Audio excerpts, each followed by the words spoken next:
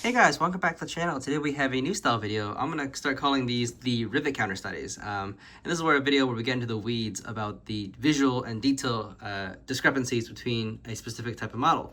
In this case today we're going to be talking about the early run key New York Central Mohawks, specifically the 1977 and 1980 run Mohawks. Now Key also made 1981, 1983, 1989 run Mohawks, and those are in a whole different league of its own. They're so much nicer in detail and accuracy and build quality and all that stuff. But I want to specifically talk about the earlier runs because these are usually a lot more affordable. These usually go for around $200, low 200s.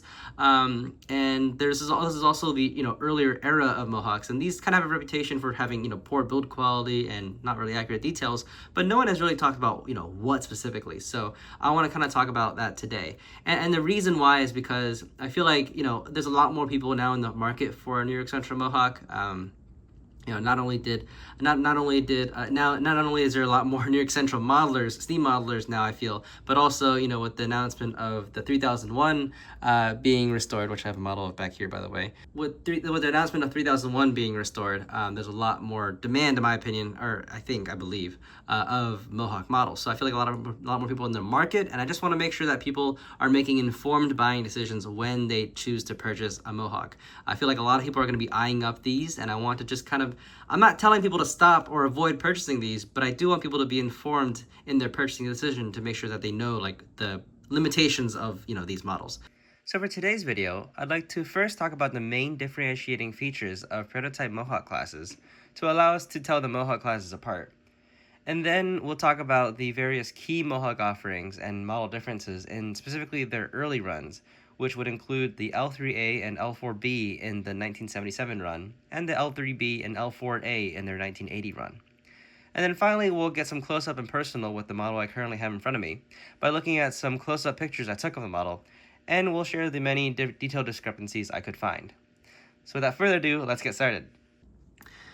Alright, I brought out a few other models just to use as visual aid as we talk about the various detail differences, but for today we're just going to talk about the detail differences in the 5 Super Mohawk like subclasses, going from the L3a, L3b, L3c, and then the L4a, L4b.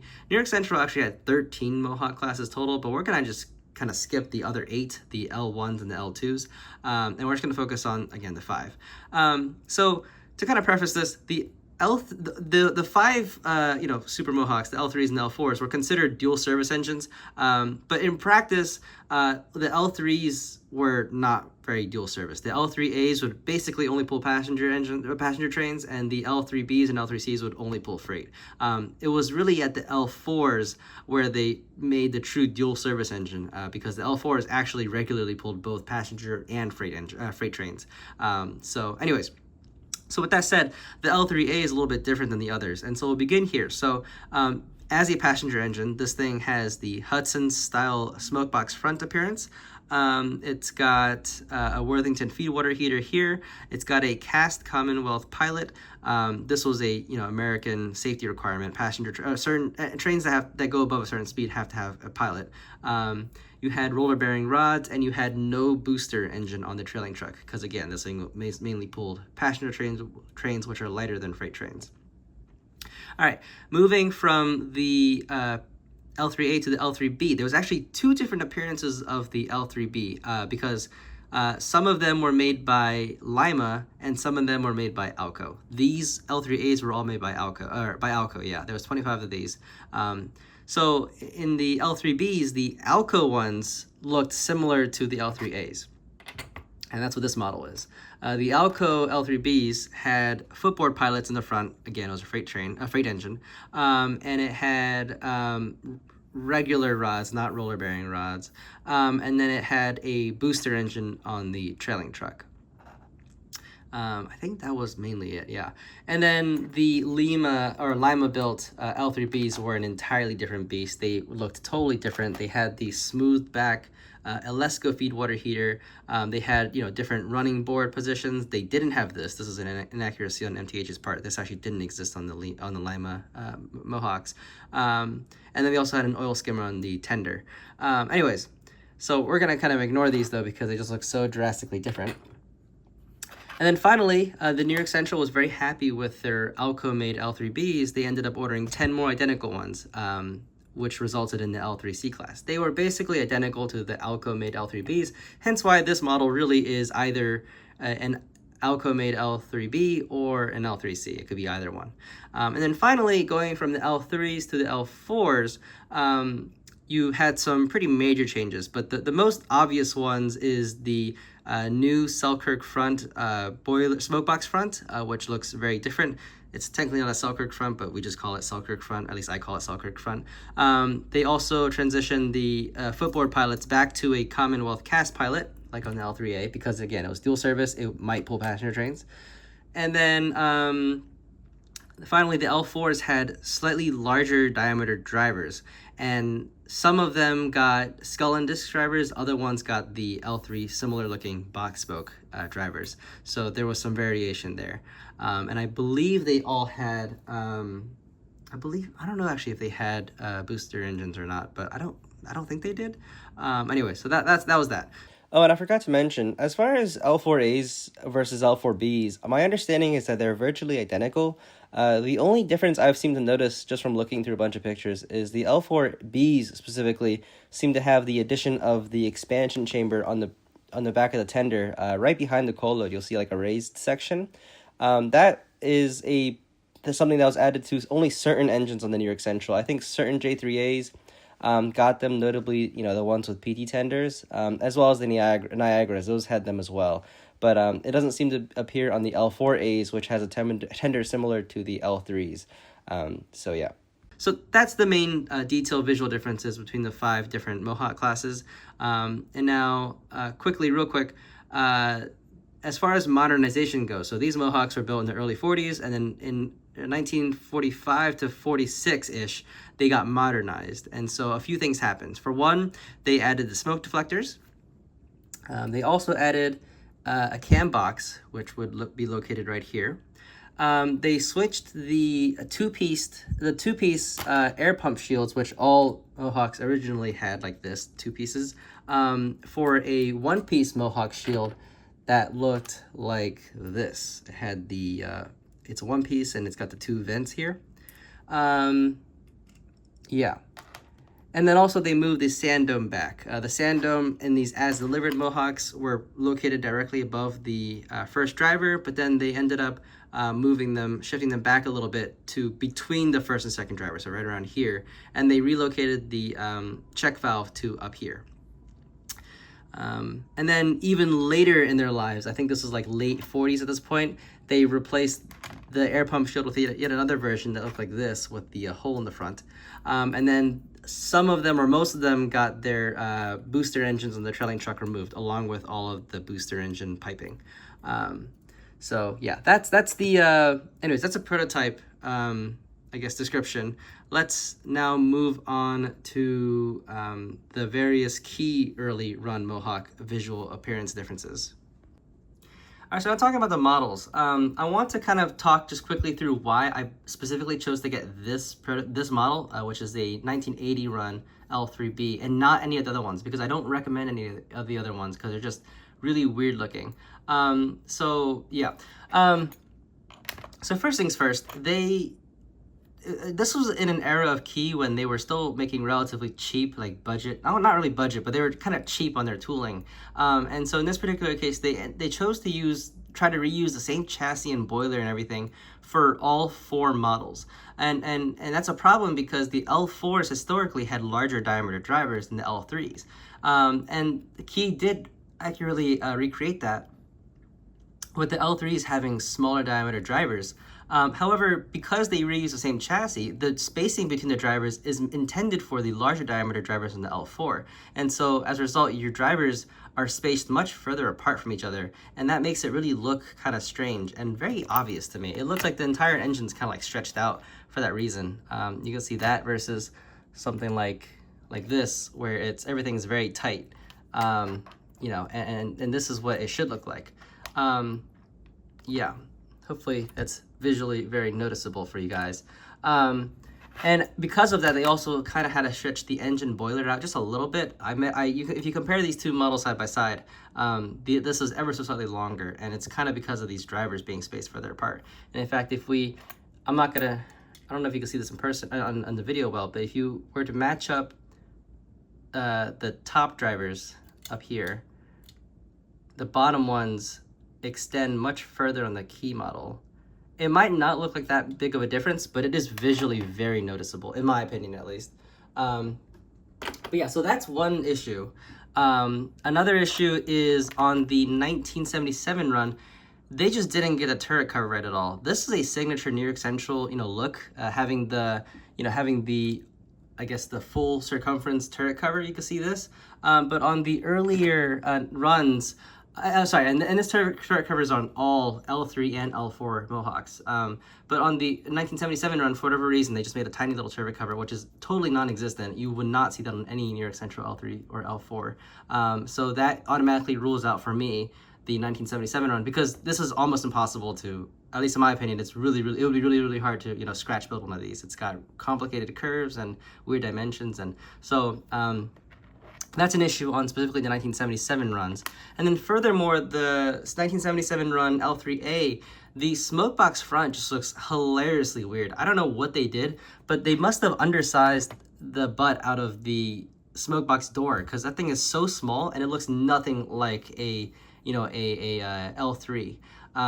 So I don't know what they did wrong there, but it just looks super duper strange. And also I think their choice of air compressors, or the pump shields, are different between the 1977 run and the 1980 run. The 1977 run has the separate air pump shields, and they look horrendous in my opinion. The 1980 run has this much nicer looking shield, which is prototypically accurate, and I think it looks much better, and is desirable because no one else makes this particular generation shield. This was a later era shield, versus this is kind of the mid era shield with the two grill vents. And then the early era, as I said, was the two separate pieces, left and right. So anyways, so for that reason, the early run L3a and L4a are eliminated, or L4b is eliminated because of the wrong turret, which is hard to fix. And the L3a notably has the wrong smoke box door and the spaced drivers too far apart. So that basically eliminates the 1977 run. I didn't want to get any of those. Also because other manufacturers have made those. MTH has made the L3a, as has Key in the later runs. And the L4b is very common from BLI and Key and LMB and whatnot. So there's no reason to get that one. Now, specifically in the 1980 runs, that leaves this engine here, which has the wrong drivers, and then the L4a. And the reason I didn't get the L4a was because I really didn't. I mean, the L4a and L4b is virtually identical, so I felt no need to get a Key L4a when I already have a BLI one. I just feel like there's better options out there than the 1980 run Key L4a, and we'll get into more reasons why. I'll explain other reasons why this tender is just not right. But anyways, the L3b, this is the only manufacturer, to my understanding, who's made an HO Elco L3b/L3c. with the Hudson style front, the footboard pilots, and the deflectors. I don't think anyone else makes this, so you'd have to either like try to buy two engines and try to mix and match them together, kit bash them together, or do something else. But that's the reason why I wanted the L3b from Key, and I was actually going to letter it as an L3c just so I have an L3a, an L3b, and an L3c. But yeah, that's the reason why this one's really cool, because this one's unique to only this run, and there's no other options on the market, even with the drivers that are spaced too far apart. Anyways, so that's the main differences between these models. I believe otherwise everything else Key had left the same, like the boiler is the same, the cabs are the same, the sand domes are the same, all the plumbing's all the same. So that's the main differences between the various engines. Let's now talk specifically why, everything that's wrong with this engine. And keep in mind, everything that's wrong with this engine also applies, or also probably applies to the other three as well. So let's get started with that. I have some pictures. I'm just going to talk through the pictures instead of showing you around this engine. All right, so we're now entering the photo portion of this video, and I want to begin by talking about the key I'll be using for these following photos. So I've outlined these various defects with different color text. So orange text you'll see will be quality control issues. So these will be like, a soldering joint that's sideways, or a pipe that's bent, weird. Those could be explained away by just simply having poor quality control. And, in that case, your mileage may vary depending on, your model. And then we'll talk about the inaccuracies highlighted in light red and dark red. So the light red ones are ones that I think are relatively easy fixes. It could just be, replacing it with another pipe or another common, brass detail part. Whereas the dark red ones are things that I feel like will be extremely challenging, if not impossible, to just fix. Whether it's replacing it with something that just doesn't, no one makes a replacement part for it, or etc. So yeah. All right, let's begin with the front of the engine. We can see the headlights. So the headlights are wrong shape. You should not have the flared number boards you can see on the side here. They should be flat, straight against the sides of the headlight. And then furthermore, the headlight cable is wrong. So it should go from, in the picture on the right side where the conduit is, and it should go straight down to the headlight. It should not go, travel to one class light, then to the other class light, and then down to the headlight. That makes no sense. But yeah, otherwise the front looks fine. On the sides here, you'll see that the turret cover, in my opinion, is the wrong shape.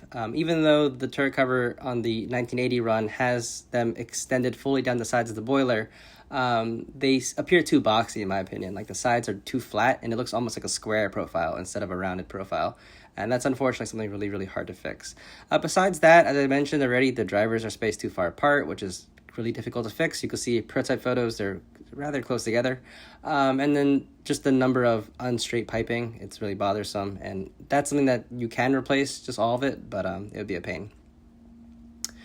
Looking a little bit closer to the firebox area, you can see actually a lot of things. So to begin, you have this non-existent pipe. I don't know where Key decided to add this pipe, but it does not exist on any L3 models. I don't know where they got that from, but yeah, that needs to be removed. You have some piping that's plumbed the wrong way. You can see in the prototype photo, you have two large pipes, one bigger than the other, that are snaking close together.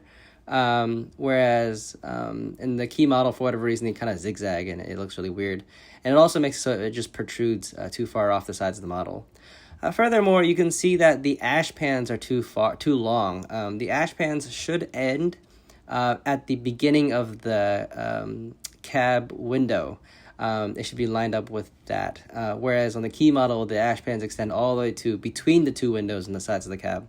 And as a result, I think that's probably why the water pump got moved, turned 90 degrees and moved to the wrong position. And that just looks really, really strange. That might also explain why the booster engine steam delivery pipe is not routed further down and instead just extends straight out, which that's incorrect. And then finally, looking at the trailing truck itself, you'll notice that even though there's a booster engine steam delivery pipe, there is no booster engine for whatever reason. I think they forgot about it. Because, you should either have no booster and no delivery pipe, or both. So that's another thing that's missing. And then lastly, the bearing style is wrong on the trailing truck. At this point, New York Central would use Timken roller bearings on their trailing trucks, so having a friction bearing is just wrong. Moving further up forward, you could take a look at the bell. So historically, these Mohawks had air rung bells. Basically, you would send pressurized air to the bell, and it would ring automatically at a constant interval. And Key did add a air rung bell, casting. However, they also added a bell cord, which is just inherently incorrect. You would not have bell cords added, or at least I don't believe you would have bell cords added to air rung bells. I don't know if that's always the case, but at least on the New York Central L3Cs or Bs, you would not see that. So that I don't know why they chose to add the bell cord. Similarly, if you go down to the sand lines, so you can see the sand dome. You can see the sand dome cover. That was a little cover that would kind of hide the sand lines to give a cleaner appearance on the sides of the engine. Basically, you would just hide the sand lines from view. But then Key decided for whatever reason to just add additional sand lines to the outside of the cover, which also makes just no sense. You wouldn't have both. You would have one or the other. And if anything, in fact, if you look at prototype photos, as delivered, you would have the sand cover, and you couldn't see sand lines. And then later, when they moved the sand dome back, you would see exposed sand lines. But anyways, just having both of them is just ridiculous. So that's incorrect. All right, moving to the other side of the engine. This is where I like to talk about the modernization detail issues. So, as I said, the 1980 run key models had a single-piece modern air pump shield in the front. That would denotate that this is a modernized Mohawk, or that's what they're going for at least. That's also probably why they gave the smoke deflectors, again, to signify a modernized Mohawk. But yeah, for whatever reason, they still kept the as-delivered sand dome location. They didn't add the cam box, which would have been seen on modernized Mohawks. And so it just mismatched. You kind of have some parts of the engine that are modernized and other parts that are not, and it just kind of doesn't really look right. All right, moving on to closer up, you can see, again, more unstraight piping. It just kind of looks messy, looks like a rat nest. Yeah, here zooming into the air tank, you can see they got this piping wrong. For whatever reason, there's two airlines running along the running board, and then one of them goes into the air tank, and then there's another line that comes straight down the boiler that just goes straight down to nowhere. That's not right. You should not have a second airline. You should remove that, and then you should plumb that one vertical airline down to go into the air tank. Don't know where they got that from, but yeah, that's a relatively easy thing to correct. Moving down to the firebox area, there would simply be no steam delivery pipe on the engineer side of the firebox, so that's just entirely wrong. That pipe's made up, so you can get rid of that. The injectors are sideways. That's relatively easy to fix. As a simple cosmetic issue, but more so you have a missing bracket here. That's just not on the key model. And then again, the non-existent pipe is also seen on this side for whatever reason. So that just makes no sense to me. But yeah. All right, the tender. The tender is a lot better looking, but there's still a few issues. Most notably, the side of the tender, these Mohawk tenders were kind of very unique in the sense that they had I believe this was a Stoker motor side panel cover. And so as a result, the lettering historically was raised on the fireman side. So the lettering would be higher on the fireman side and be, more centered on the engineer side. In this case, the tender is just missing the Stoker cover entirely, and also missing the diagonal line of rivets that go down to the Stoker motor. I don't believe, so I believe that these, had the panel from the get-go, like as delivered, so I don't think this tender is correct. But I might be wrong about that. And then lastly, the pipe at the really end there, I don't know what that does. Probably the steam line for passenger service, I guess, maybe, even though these mainly did freight. Anyways, yeah, the steam line doesn't go to, the back. It just kind of ends there for some reason. So that's pretty much it, though. That's all of the, details that I've noticed that I can point out and, made photo guides for. So yeah, let's conclude with the end of this video.